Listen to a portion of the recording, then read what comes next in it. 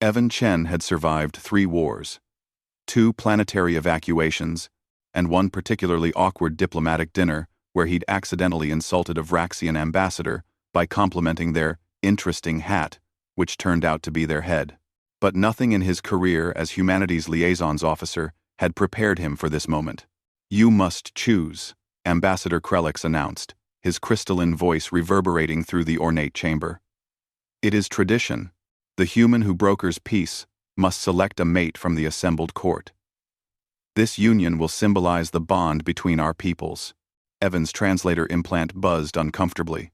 He looked around the vast hall of the Zephyrian homeworld, where hundreds of beings stood in careful formation, each one a member of the royal court, each one waiting.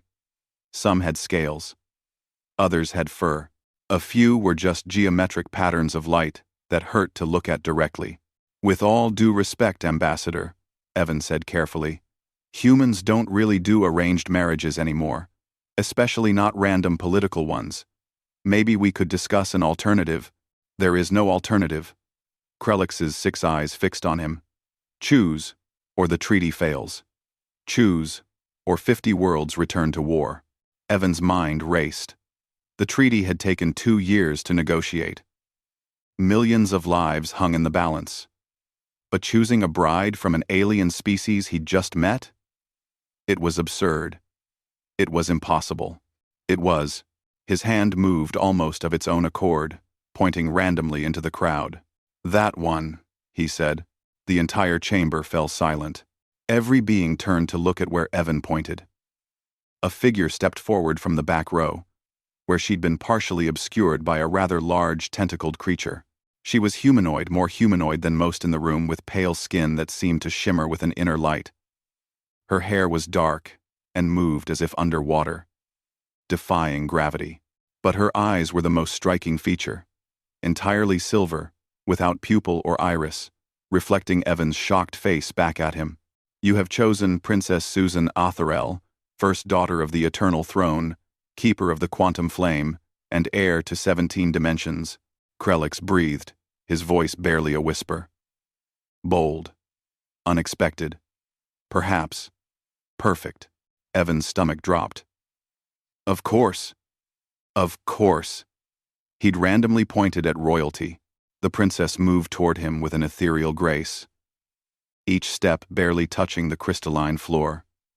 When she stood before him, she was exactly his height, which he suspected wasn't a coincidence. "You are either very brave or very foolish, Evan Chen of Earth," she said, her voice musical and strange.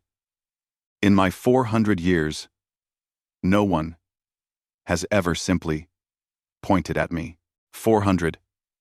Evan caught himself. "Look, Your Highness, I didn't know.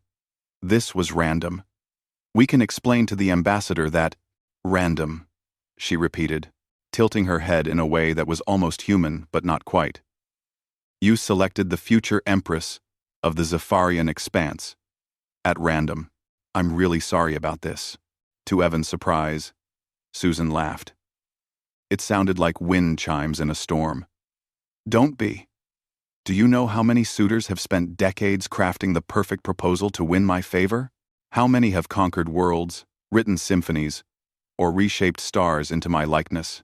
Oh, a lot? Thousands. And they all bored me to tears." Her silver eyes somehow managed to twinkle. "But you just pointed. You didn't see my title, my power, or my heritage. You saw a person in a crowd. That's the most honest thing anyone's done in centuries." Evan blinked. "So, you're not upset?" "Upset? I'm intrigued." Susan circled him slowly, examining him like a curious cat. "Tell me, human, what made you point to that exact spot? Was it truly random?" Evan thought back to that split second. "I guess. I saw someone standing in the back, away from everyone else. You looked like you didn't want to be there any more than I did." Susan stopped circling. Her expression softened in a way that made her look almost human. Almost. "You're perceptive. Most beings can't read me at all." "Maybe it's a human thing," Evan said with a shrug. We're really good at seeing patterns where they don't exist. It's gotten us into trouble before. No. And out of trouble too, I suspect. Susan extended her hand, which had the normal number of fingers, thankfully. Very well, Evan Chen. I accept your unconventional proposal. But know this. I choose you in return. Not because tradition demands it, but because anyone who would select a bride at random to save millions of lives is exactly the kind of insane, selfless fool I've been waiting for. Evan took her hand.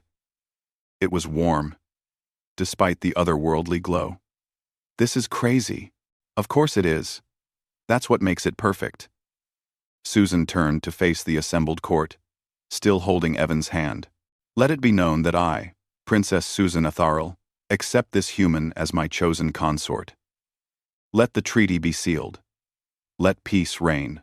The chamber erupted in sounds Evan couldn't begin to classify: cheers, roars, harmonic vibrations, and at least one explosion of confetti that seemed to exist in multiple dimensions at once.